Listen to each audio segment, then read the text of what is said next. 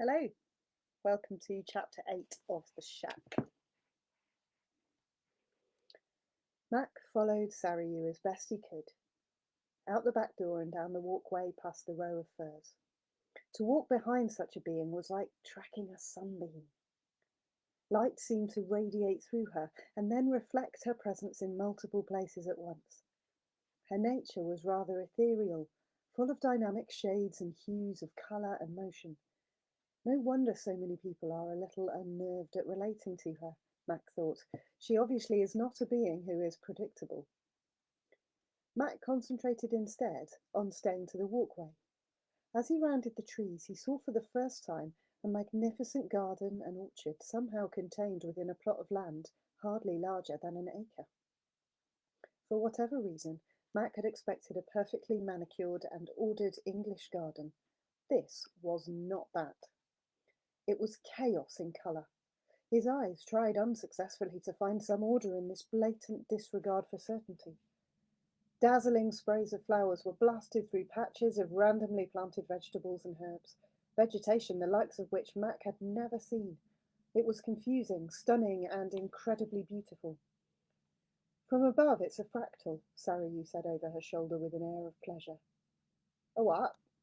Asked Mac absent-mindedly, his mind still trying to grapple with and control the pandemonium of sight and the movement of hues and shades. Every step he took changed whatever patterns he for an instant thought he had seen, and nothing was like it had been.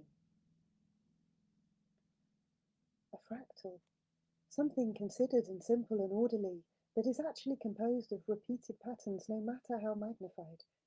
A fractal is almost infinitely complex. I love fractals, so I put them everywhere. Looks like a mess to me, muttered Mac under his breath. Sarayu stopped and turned to Mac, her face glorious. Mac, thank you. What a wonderful compliment. She looked around at the garden. That is exactly what this is, a mess. But, she looked back at Mac and beamed, it is still a fractal too. Sarayu walked straight to a certain herb plant, plucked some heads off it, and turned to Mac. Here, she said, her voice sounding more like music than anything else. Papa wasn't kidding at breakfast. You'd better chew on these greens for a few minutes. It will counteract the natural movement of the ones you overindulged in earlier, if you know what I mean. Mac chuckled as he accepted and carefully began to chew. Yeah, but those greens tasted so good. His stomach had begun to roll a little, and being kept off balance by the verdant wildness he had stepped into was not helping. The flavour of the herb was not distasteful, a hint of mint and some other spices he had probably smelled before, but couldn't identify. As they walked, the growling in his stomach slowly began to subside, and he relaxed what he hadn't realized he had been clenching. Without speaking a word, he tried to follow Sarayu from place to place within the garden, but found himself easily distracted by the blends of colours, currant and vermilion reds, tangerine and chartreuse divided by platinum and fuchsia, as well as innumerable shades of greens and browns. It was all wonderfully bewildering and intoxicating. Sarayu seemed to be intently focused on a particular task, but like her name, she wafted about like a playful eddying wind, and he never quite knew which way she was blowing. He found it rather difficult to keep up with her. It reminded him of trying to follow Nan in a mall. She moved through the garden, snipping off various flowers and herbs and handing them to Mac to carry. The makeshift bouquet grew quite large, a pungent mass of perfume. The mixtures of aromatic spices were unlike anything he had ever smelled, and they were so strong he could almost taste them. They deposited the final bouquet inside the door of a small garden shop that Mac had not noticed before. Buried as it was in a thicket of wild growth, including vines and what Mac had thought were weeds. One task done, Sarayu announced, and one more to go. She handed Mac a shovel, rake, scythe, and pair of gloves and floated out and down a particularly overgrown path that seemed to go in the general direction of the far end of the garden. Along the way, she would occasionally slow to touch this plant or that flower, all the while humming the haunting tune that Mac had been captivated by the evening before. He followed obediently, carrying the tools he had been given and trying to keep her in sight while wondering at his surroundings.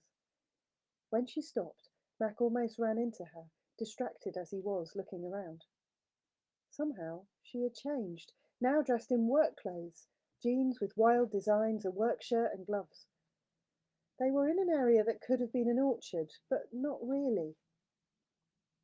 Regardless, the place they stood was an open spot, surrounded on three sides by peach and cherry trees, and in the middle was a cascade of purple and yellow flowered bushes that almost took his breath away.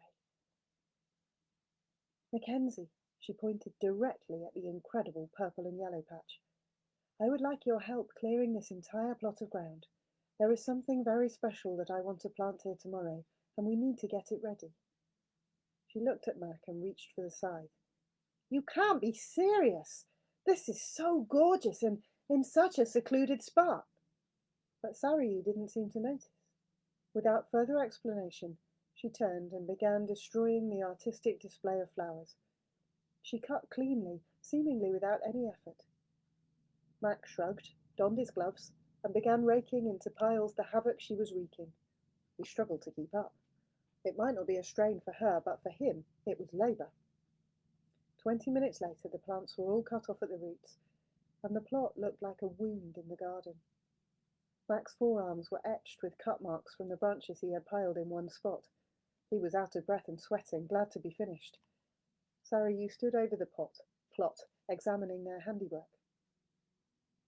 Isn't this exhilarating? She said. I've been exhilarated in better ways, Mac retorted sarcastically. Oh, Mackenzie, if only you knew. It's not the work, but the purpose that makes it special. And, she smiled at him, it's the only kind I do. Mac leaned on his rake and looked around the garden, and then at the red welts on his arms. Sarayu, I know you are the creator, but did you make the poisonous plants, stinging nettles, and mosquitoes too? Mackenzie, responded Sarayu, seeming to move in tandem with the breezes. A created being can only take what already exists and from it fashion something different.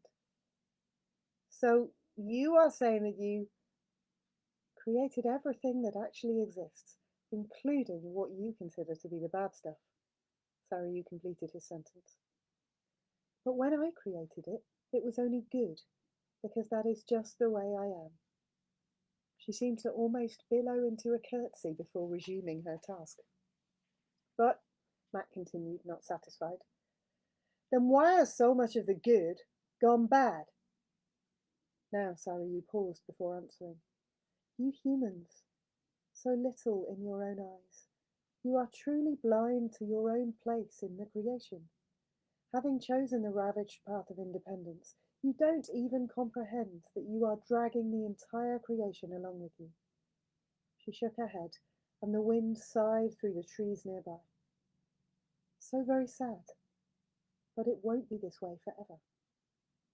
They enjoyed a few moments of silence as Mac looked back towards the various plants that he could see from where they were standing. So, are there plants in this garden that are poisonous? He asked. Oh yes, exclaimed Sarayu. They are some of my favourites. Some are even dangerous to the touch, like this one. She reached for a nearby bush and snapped off something that looked like a dead stick with only a few tiny leaves budding from the stem. She handed it to Mac, who raised both hands to avoid touching it. Sarayu laughed. I am here, Mac. There are times when it is safe to touch, and times when precautions must be taken. That is the wonder and adventure of exploration, a piece of what you call science, to discern and discover what we have hidden for you to find. So why did you hide it? Mac inquired. Why do children love to hide and seek? Ask any person who has a passion to explore and discover and create. The choice to hide so many wonders from you is an act of love that is a gift inside the process of life. Mac gingerly reached out and took the poisonous twig. If you had not told me this was safe to touch, would it have poisoned me? Of course. But if I direct you to touch, that is different. For any created being, autonomy is lunacy. Freedom involves trust and obedience inside a relationship of love. So if you are not hearing my voice, it would be wise to take the time to understand the nature of a plant. So why create poisonous plants at all? Mac queried, handing back the twig. Your question presumes that poison is bad, that such creations have no purpose. Many of these so-called bad plants, like this one, contain incredible properties for healing, or are necessary for some of the most magnificent wonders when combined with something else. Humans have a great capacity for declaring something good or evil without truly knowing. Obviously, the short break, which had been for Mac's sake, was over, and Sarayu thrust a hand shovel at Mac, picking up the rake. To prepare this ground, we must dig up the roots of all the wonderful growth that was here. It is hard work, but well worth it. If the roots are not here, then they cannot do what comes naturally and harm the seed that we will plant. Excuse me. Okay, Mac grunted as they both got down on their knees alongside the freshly cleared plot. Sarayu was somehow able to reach deep under the ground and find the ends of the roots, bringing them effortlessly to the surface. She left the shorter ones for Mac, who used the hand shovel to dig under and pull them up. Then they shook the dirt from the roots and threw them onto one of the piles that Mac had earlier raked together. I'll burn those later, she said. You were talking earlier about humans declaring good and evil without knowledge, Mac asked, shaking another root of its dirt. Yes, I was specifically talking about the tree of the knowledge of good and evil. The tree of the knowledge of good and evil? Asked Mac.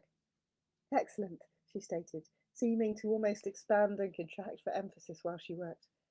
And now, Mackenzie, you are beginning to see why eating the deadly fruit of that tree was so devastating to your race. I've never given it much thought, really, said Mac, intrigued by the direction their chat was taking.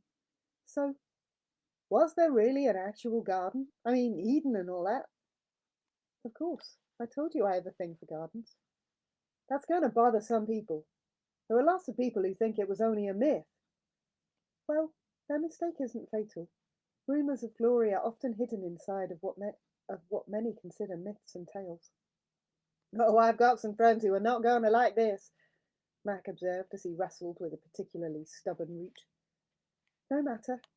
I myself am very fond of them. I'm so surprised, Mac said a little sarcastically and smiled in her direction. Okay then. He drove his shovel into the dirt, grabbing the root above it with his hand. So, tell me about the tree of knowledge of good and evil. This is what we were talking about at breakfast, she responded. Let me begin by asking you a question. When something happens to you, how do you determine whether it is good or evil? Max thought for a moment before answering. Well, I haven't really thought about that. I guess I would say that something is good when I like it, when it makes me feel good or gives me a sense of security. Conversely, I'd call something evil that causes me pain or costs me something I want. So it is pretty subjective then. I guess it is. And how confident are you in your ability to discern what indeed is good for you or what is evil? To be honest, I tend to sound justifiably angry when I think somebody is threatening my good, what I think I deserve. But I'm not really sure I have any logical ground for deciding what is actually good or evil, except how something or someone affects me. He paused to rest and catch his breath for a moment. All seems quite self-serving and self-centered, I suppose. And my track record isn't very encouraging either. Some things I initially thought were good turned out to be horribly destructive, and some things that I thought were evil, well, they turned out. He hesitated before finishing his thought, but Sarayu interrupted. Then it is you that determines good and evil. You become the judge. And to make things more confusing, that which you determine to be good will change over time and circumstance. And then beyond that, and even worse, there are billions of you, each determining what is good and what is evil. So when your good and evil clashes with your neighbours, fights and arguments ensue, and even wars break out. The colours moving within Sarayu were darkening as she spoke, blacks and greys merging and shadowing the rainbow hues. And if there is no reality of good that is absolute, then you have lost any basis for judging. It is just language, and one might as well exchange the word good for the word evil. I can see where that might be a problem, Mac agreed. A problem? Sarayu almost snapped as she stood up and faced him. She was disturbed, but she knew that it was not directed at him. Indeed, the choice to eat of that tree tore the universe apart, divorcing the spiritual from the physical. They died, expelling in the breath of their choice the very breath of God. I would say that is a problem. In the intensity of her speaking, Sarayu had risen slowly off the ground, but now as she settled back, her voice came quiet but distinct. That was a great sorrow day.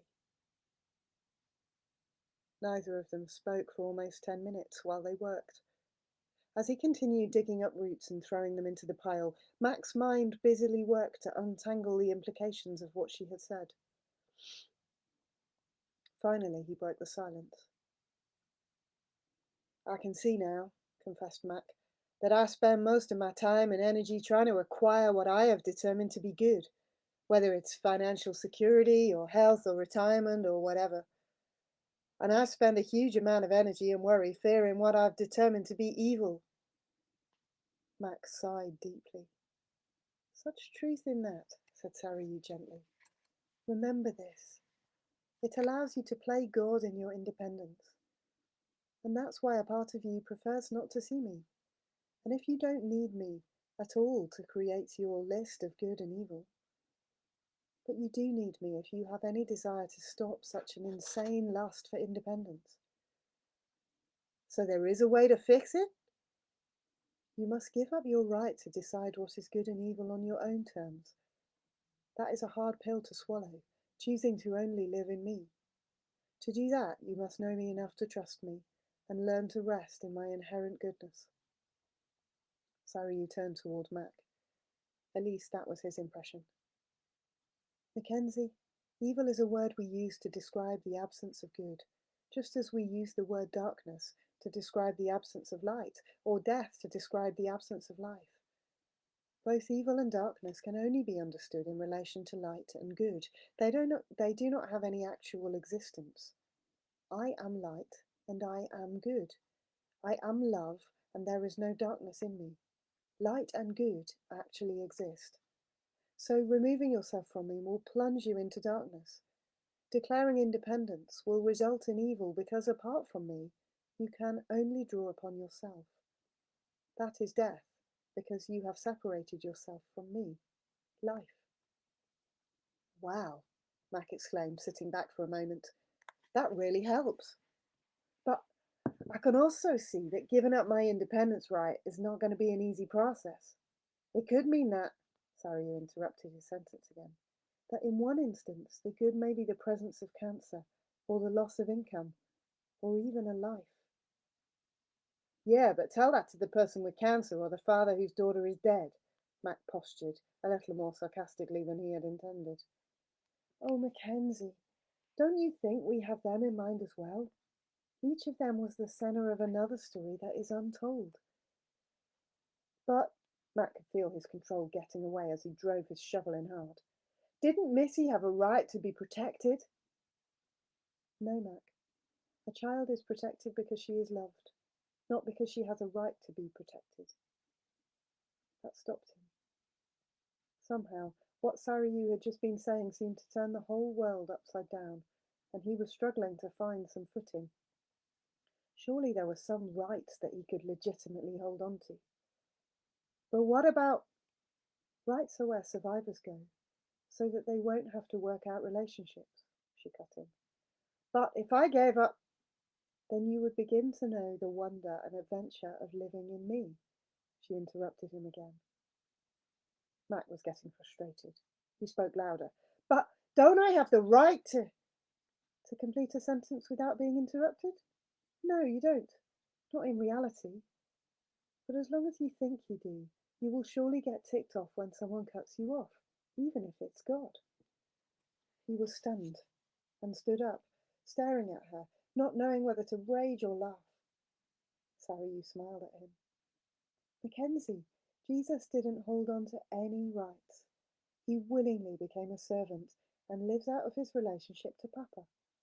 He gave up everything so that by his dependent life he opened a door that would allow you to live free enough to give up your rights. At that moment, Papa emerged down the walkway carrying 2 paper sacks. She was smiling as she approached. Well, you two having a good conversation, I assume? She winked at Mac. The best, exclaimed Sarayu. And guess what? He called our garden a mess. Isn't that perfect? They both beamed broadly at Mac, who still wasn't absolutely sure he wasn't being messed with. His anger was subsiding, but he could still feel the burning in his cheeks. The other two seemed to take no notice. Sarayu reached up and kissed Papa on the cheek. As always, your timing is perfect. Everything that I needed Mackenzie to do here is finished. She turned to him. Mackenzie, you are such a delight. Thank you for all your hard work. I didn't do that much, really. I mean, look at this mess. His gaze moved over the garden that surrounded them. But it really is beautiful and full of you, Sarayu. Even though it seems like lots of work still needs to be done, I feel strangely at home and comfortable here. The two looked at each other and grinned. Sarayu stepped toward him until she had invaded his personal space. And well you should, Mackenzie, because this garden is your soul. This mess is you. Together, you and I, we have been working with a purpose in your heart, and it is wild and beautiful and perfectly in process. To you it seems like a mess, but to me I see a perfect pattern emerging and growing and alive, a living fractal. The impact of her words almost crumbled all of Mac's reserve. He looked again at their garden, his garden, and it really was a mess, but incredible and wonderful at the same time. And beyond that, Papa was here, and Sarayu loved the mess.